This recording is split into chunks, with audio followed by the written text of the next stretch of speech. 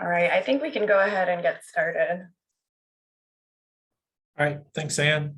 All right, hello, welcome to the Emergency Security Studies webinar. And we'll be talking about both our undergraduate and graduate programs. I'll introduce myself first here. My name is Dan Ray. I am a senior academic advisor at the Tulane School of Professional Advancement, and I'm currently advising the undergraduate Homeland Security Studies students and also the graduate Homeland Security Studies students specifically. I'll pass it off to Dr. Wallace briefly so he could introduce himself, and then we'll just keep going along. Thanks, Dan. Hi, I am Michael Wallace. I am the director of the Emergency and Security Studies program here at Tulane University. I've been here about 8 years. A little bit about my background. I'm a retired Naval Intelligence Officer, spent 20 years in the Navy. And then after the Navy, I served as a civilian intel analyst on the Joint Chiefs of Staff up at the Pentagon. And I teach in the program. I really enjoy teaching. It's one of the pluses to all my administrative duties. I teach a course in domestic and international terrorism and also intelligence. So since there are two of you, why don't we let you all just briefly tell a little bit about yourselves and what program you're interested in. Michelle, I see you're with TUPD. Yes, sir. TUPD. I'm a retired NOPD lieutenant. I've been there for 26 plus years, and then I retired. Then I went to the district attorney's office, and from the district attorney's office, now I'm over here at TUPD. I'm actually the executive administrative assistant to the chief. So I have a whole wealth of information and knowledge as pertaining to securities, and that's the program I would like to have my master's degree in. With the Emergency Security Foundation. Okay, so you make sure the department runs, I see. Absolutely. Right. Okay. All right. And Lauren. Hi. So I'm at the Bill and Melinda Gates Foundation. I'm on our global security team. I manage our protective intelligence program, so external threats against the foundation, and then some internal cases as well, workplace violence, active threat situations, the training for that as well. So I'm interested, I've just been looking at the Masters of Professional Studies in Security Management. And a lot of those courses look really interesting to me. I'm really interested in the threat assessment, risk management course, corporate security, leadership, and the event security and response as well. I've had a little bit of experience with that, but trying to get more into that field as well.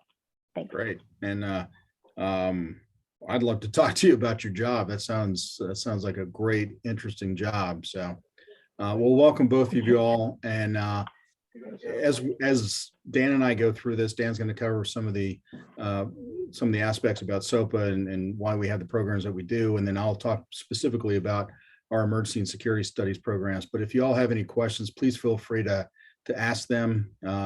Since we only have two, it would be very easy to have a dialogue instead of just me talking to you. So please, if you have any questions, just let me know. All right, Dan.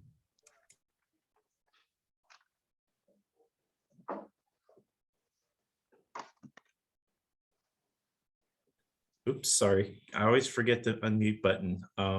Yeah, Dr. Rouse is our associate director, and she's out today. So that's why, it's just Mike and I here today. But anyway, just briefly go over the history of our school. Tulane University was initially founded as a medical college of Louisiana back in the 1830s. And we first started offering continuing education classes to the community in 1886. And we've had that commitment to adult learners for over 130 years now. All right, next slide. Why SOPA, they ask. So number of reasons. particularly the master's programs too now are the depth in online instruction, both security management or emergency management and the Homeland Security Studies graduate programs, whether you do a certificate or the degree, they're all available online. Our programs and faculty, we have award-winning faculty, and our Homeland Security program is recognized one of the top programs in the country. We have students from all over the world in the program, folks that are deployed, East Coast, West Coast, you name it. They're in the program of all different backgrounds. Our student support team, including myself, are the other academic advisors. We have a career advisor as well. We're all here to assist you every step along the way to, get you acclimated, get you oriented, get you in the program, get you in your classes, make sure you're taking the proper classes, working with you as needed throughout and meeting with you as needed throughout the semester, and so on and so forth. And affordability and flexibility. Our tuition costs are lower than some of the local schools in the area, and obviously lower than the regular full-time Tulane, but we also offer certain discounts that we'll go into later on when I go over the admissions process and everything else. And then the other reason why SOPA is Tulane, the name itself speaks for itself, carries a lot of weight. Tulane degree has a lot of clout. A lot of employers see that on your resume and see your transcripts. That's always a good thing to have, a plus, especially in the hiring process and stuff like that. All right, next slides. Online learning, as you mentioned, these programs are available online. The undergrad, y'all are both interested in the graduate programs, it appears, so those are definitely fully available to do online, where you can access learning materials, lecture notes, and assignments at any time. We do all this through Canvas, which is our online learning portal. You can get your assignments, speak to your classmates, message your teacher, message your classmates, just a bit of everything. Very engaging, lots of informative videos, interactive simulations as well. They have the discussion boards where you can collaborate, where you can do your participation stuff, basically. And then you can connect with a diverse group of students and improve your online communication and technical skills. We do have students from all over the place, of all different walks of life, of all different backgrounds, all different ages. I have students that are 18. I have a student that's 70 that's graduating this semester. So it's a little bit of everything there. It's never too late, right?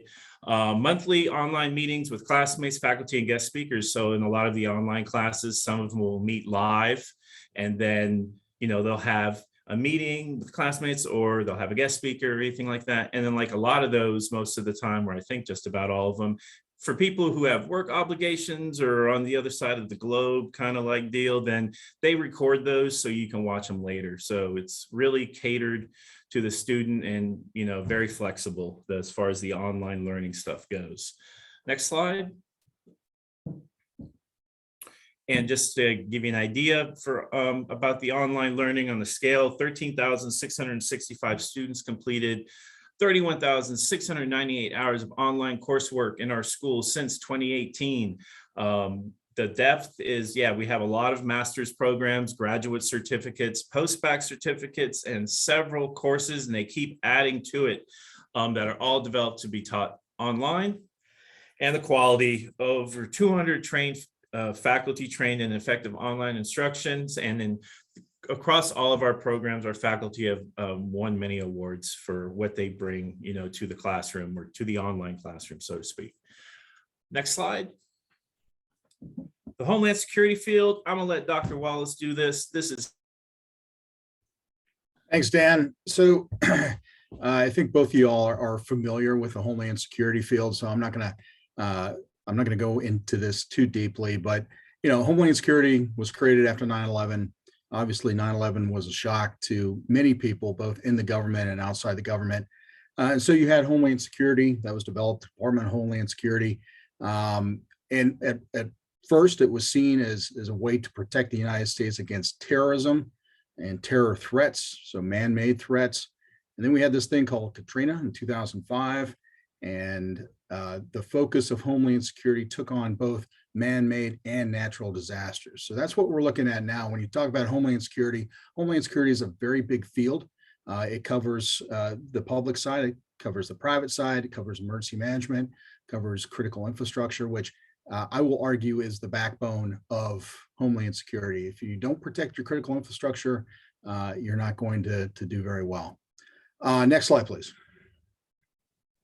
And then we also have the emergency management field. And Dan also mentioned my colleague, Becky Rouse. Becky's retired Army. She came to us from FEMA. She worked for FEMA for a little bit. So she's kind of the expert in the emergency management field, but the emergency management field is part of Homeland Security. And it's the part where you prepare for disasters. You prepare, respond, recovery, and then do mitigation. It's a continuing cycle. It's something that emergency managers are very good at. It's something that we're preparing here in Louisiana for, with hurricane season kicking off every June. But emergency management is a great field. The thing about emergency management, you can do it on the public side with government agencies like FEMA or state and local agencies, but you could also do it on the private side. So that's kind of a career field that has unlimited possibilities. Next slide. And then security management. One of the things that I discovered when I took over the program in 2014 is that the private sector, and we're talking about corporations, we're talking about sports teams, we're talking about anything not connected with the government, whether, at whatever level of government, is sometimes ignored. But a lot of these companies, a lot of these facilities have the same requirements, just in a different format. You're protecting your employees, you're protecting your trade secrets, you're protecting your cyber networks, you're protecting your critical infrastructure, and you're also protecting your customers. So we created a security management field. We created the security management Master's of Professional Studies, and it's been very well received in the private industry field. Next. And I think you all also realize this. You can find security management, emergency management, Homeland Security professionals at every level of government, every level of corporate, and in many different fields. We have some here. The hospital systems are huge for both emergency management and security. You have state agencies, you have federal agencies, and then you have corporations. Like I mentioned before, I know I keep going back to these corporations, but it's a huge untapped market. We have instructors that also work for a major oil company, and I kid with them that it's just like being in the military, but it's nice. You get to travel nice places. You get you get compensated for your time. So next slide. So we'll skip this since you all are interested in the master's degree. We do have certificates post-bac. I don't think either of you are interested in that, but we do have graduate certificates. This is something new that we've done in the last couple of years. These are master's level classes. They are part of our master's program. So the classes you take are also included in our master's programs. And that's also means that they're stackable. So if you decide to start off with a graduate certificate in, let's say, emergency management, those classes will count towards a master's degree. So if you decide to do a certificate, you can also apply those to a graduate degree.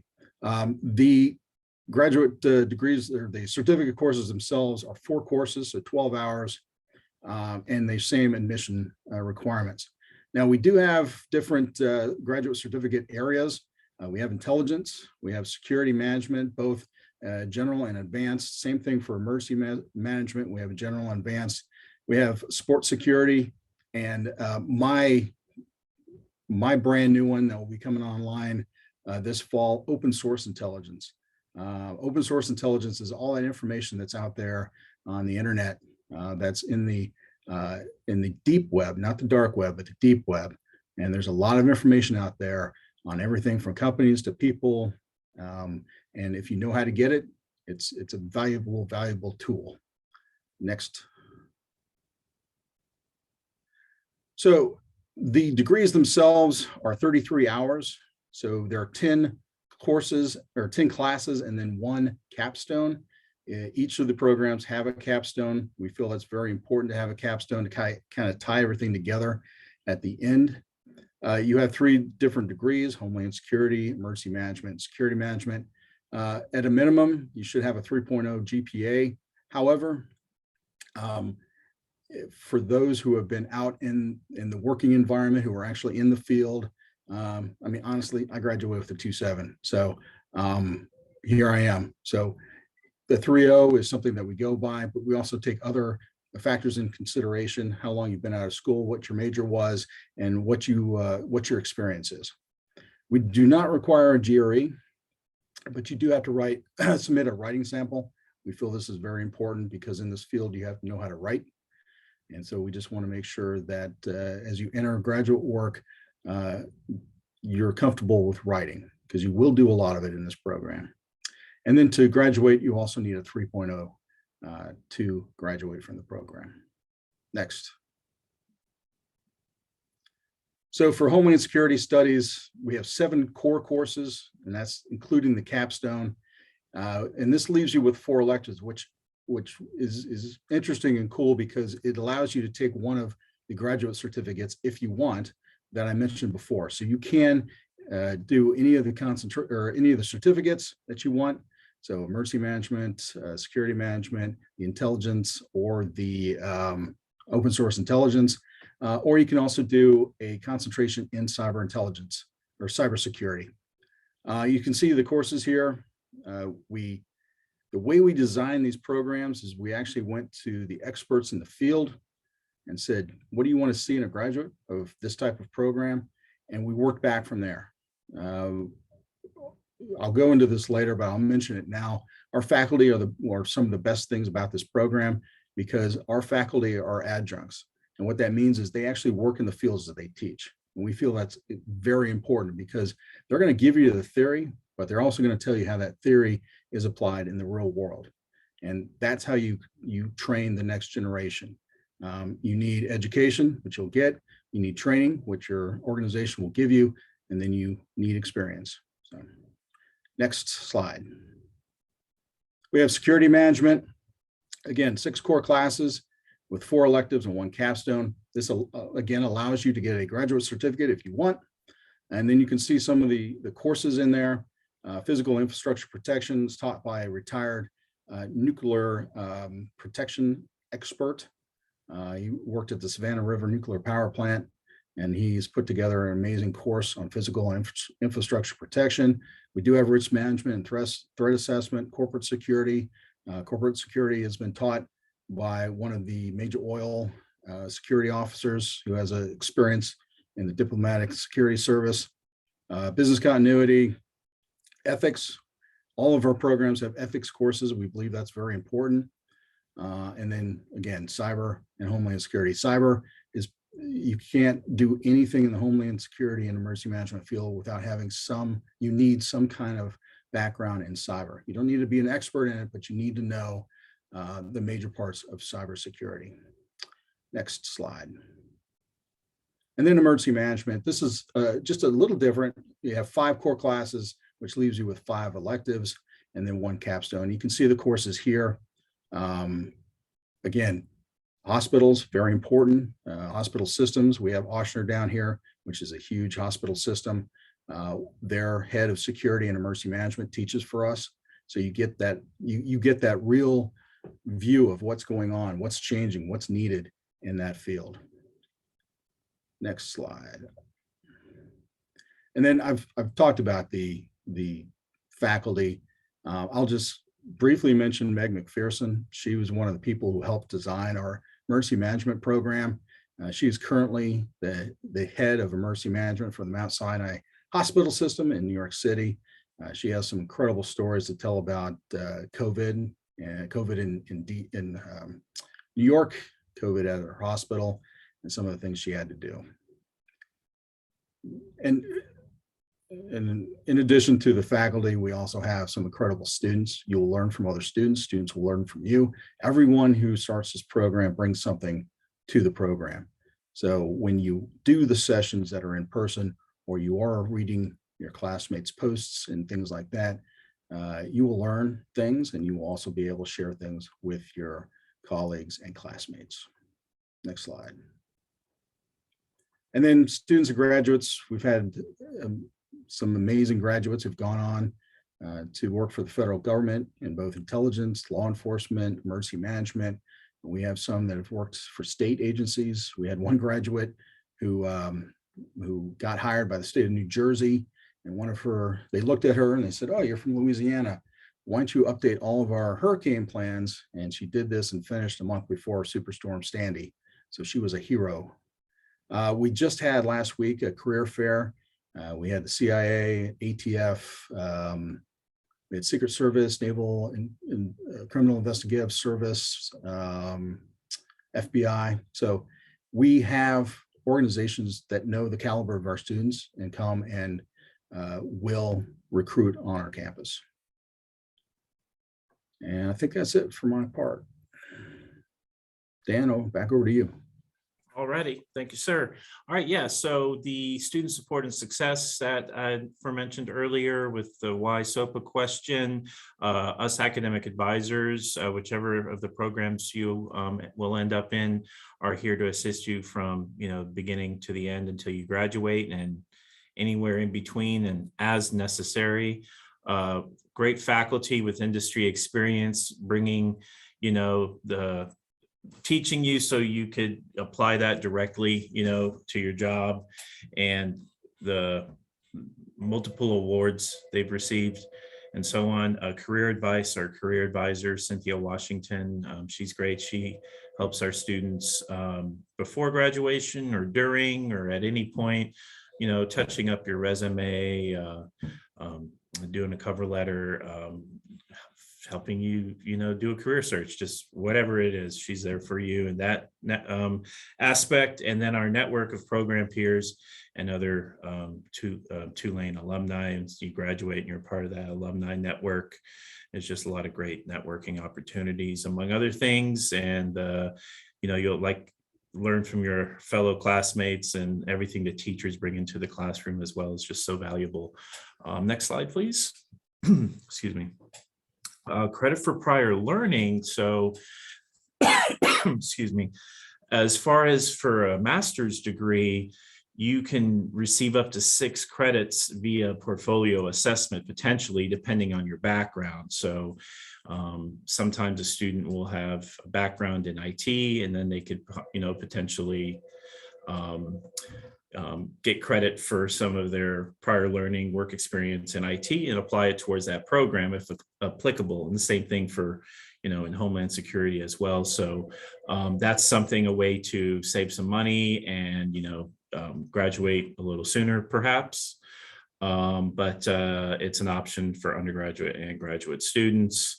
I think the graduates, you do a portfolio assessment where you learn how to put together a portfolio, and then after you take a class on it, and then after that you submit it by a certain date, and then it gets evaluated, by an expert professional in that field or for that particular class, and to see about any, type of potential credit. But And Dan, right. real quick, just this semester, we got a permission from the school to accept any ACE credit. So if you do have ACE evaluated credit, that can be applied. You don't have to go through the portfolio process. That can be directly applied to your master's degree, and it's up to 9 hours. So if you do have any of that, we can now accept that. Yeah, thanks for that reminder. So we had a student who went to the National Cryptologic School, I believe, and they had a 6-hour graduate credit recommendation from ACE, the American Council on Education, for like a special agent course she took, I believe. So she was able to get that credit that way. But yeah, next slide. Affordability, just briefly, the tuition costs, financial aid, types of aid. So graduate credit, starting in the summer is $11.19 per credit hour. Each course is 3 credits. For the fall, it's $11.58 per credit hour. Each course is 3 credits. And there's 11 classes in the program, or 4 classes if you're going to start with a certificate. Financial aid is available through our school. Everybody has to apply, and then based on all their information they put in, it determines their eligibility and the amount they can receive and so on and so forth. But there are grants, loans available. There's a yellow ribbon program. We also have a 20% discount for active duty military and veterans, and active and retired public safety personnel. There's a discount. And if you that we also acknowledge the minority serving institution scholarship if you got your undergraduate degree from one of those schools. And then the credit for prior learning that we just mentioned, up to 6 hours, and then the ACE credit as well. So next slide. Financial assistance, going back into that with the types of discounts. Since this is graduate, then it would be if you're active duty, if you're a veteran, or if you're active or retired public safety personnel. Veteran and active duty military benefits, it's the yellow ribbon program, which is eligible for students enrolling in our master's degrees. The GI Bill is available, both undergraduate and graduate as well. I have quite a few veterans in the program, both undergraduate and graduate, that I advise. The VOC Rehab Vocational Rehabilitation and Employment Program is available for those, and survivors and dependents educational assistance is another means of financial assistance if that falls in your category. Next slide. The application process, applying, is pretty straightforward. On our website, sopa.tulane.edu, click on the apply button at the top, or just follow the link there at the bottom of that slide. Fill out the application. There is an application fee, but for you attending this webinar today, that application fee will be waived. If it doesn't happen like right away once you apply, it will, you don't have to worry about paying that fee. You'll need to upload like a driver's license for identification purposes, and then you'll have to contact your prior colleges and have them send us an official transcript directly from them to us. A lot of schools nowadays luckily do electronic transcripts, so those get to us within 48 hours or sooner. Usually you just fill out the request on their website. If they do that, it's great. It's quick, no snail mail, no waiting. It goes straight to our inbox. It gets uploaded right into your file. As Dr. Wallace mentioned, no GRE. A GRE is not required. You do a writing sample though. And then, once all that is complete, then it'll go to him for, an admissions decision. Next slide. Application deadlines. So they're usually about a couple of weeks before the semester starts. Like the summer semester starts May 23rd. So you need to apply by May 1st. If your transcripts trickle in a little bit after that, that's fine, just so we have enough time to admit you and get you registered for classes and whatnot. August 1st is for fall, and January 1st is for spring. And for each of those, we have an early application enrollment deadline, which the dates for those are below, but you'll get a one-time $500 scholarship if you sign up for your classes prior to those deadlines. So if you're coming in for the fall and you sign up for your classes by June 1st, then you'll get the $500 graduate early enrollment scholarship. Next slide. I believe that's it. Yep. Thank you, guys. If y'all have any questions, feel free to unmute yourself. Excuse me. Dr. Wallace's info is there, and feel free to contact us, and I'll pass it back to him for any last words. Yeah, if you all have any questions, please let me know, either on this or if you'd like to email or call. Love to talk to you all if you do. We really are passionate. All of the instructors and myself and Becky are very passionate about training the next generation that will take over from us. So I think you'll enjoy the program if you start. And again, do you all have any questions?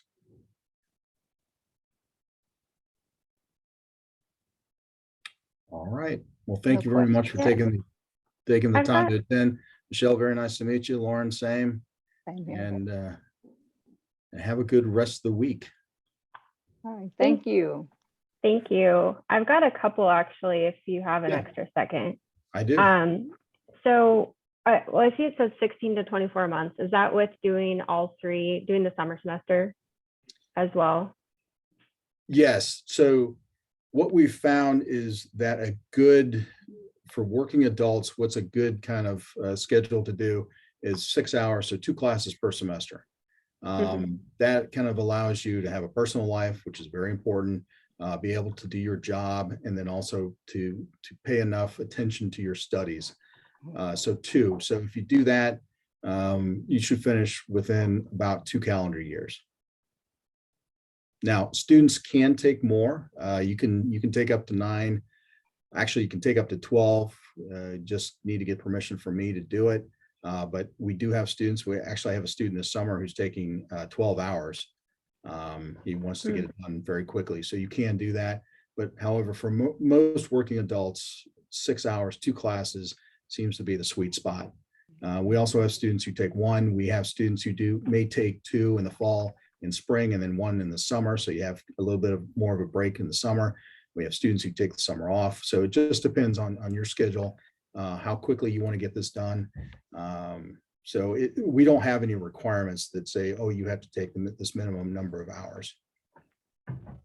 Okay. And then do you take the classes in a certain order then? Yes, and that's a good question. You take those 5 courses we talked about that were core classes. You'll take those first because that gives you the foundation, and then you'll take the electives. Well, 5 or 6. So if you're in the emergency management, you'll take 5 core. If you're in security management and Homeland Security, you'll take the 6 core classes, and then you'll move into your electives. We feel that's important because those 6 or 5 core classes really give you that base in which you can grow. And some courses, again, for example, if you do emergency management, you'll take the intro to emergency management first, and then right after that, you'll take the health and medical issues in emergency management.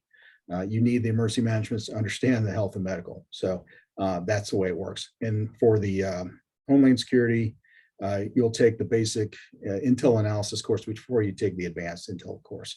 And same thing about terrorism. So that's kind of how we do it. I'll give you one more example. You have to take the basic intelligence analysis course before you can take the open source intelligence course, because we want you to have some knowledge and experience in doing intel analysis before you jump into the open source intel analysis. Got it. Okay, thank you. And is it a fall start, or can you start at any time, like the security management one in Right. particular? You can start any semester. You will, honestly, we don't have as many courses during the summer just because it's the summer, but you can start any semester, and we will make sure that you have classes to take for those semesters. Okay. Great. And then the credits for the prior learning with the portfolio assessment, is that per class, or would you do it for the entire master's and then see if there's any credits you would get? So correct me if I'm wrong here, Dan. The way I understand it, Dan, why don't you talk about it? I don't want to tell her wrong here. Yeah, so what you do first is you'd meet with the director of that program, Dr. Dalila Omerbasic, and she would get with you, find out about your work experience, or what you're looking to see can potentially count for college credit at the graduate level. And if she finds that you're a good candidate for that program, then y'all will be able to focus in a little more on a particular area. And like she may, like IT is like the easiest example for me, I guess, but I've had students who've gotten credit for an introductory IT class or a programming class through prior learning because that's what they did in their job. And so they submitted a portfolio for each of those. And then because that's what they found that this person would potentially be able to get credit for. So I guess it just depends on what you've done. And then based on that, determine if any of that can be applicable directly to that program.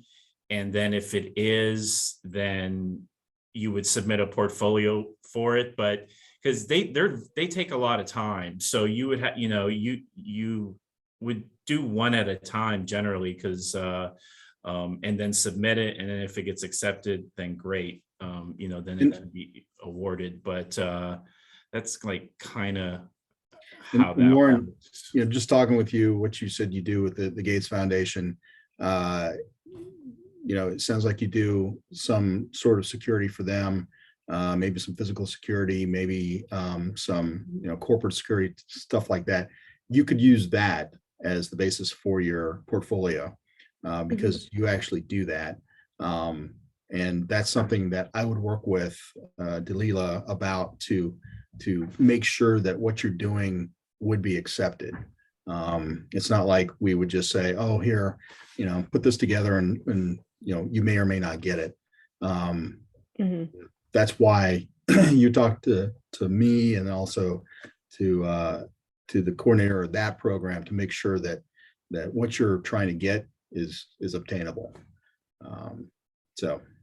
Okay, great. That's super helpful. Thank you.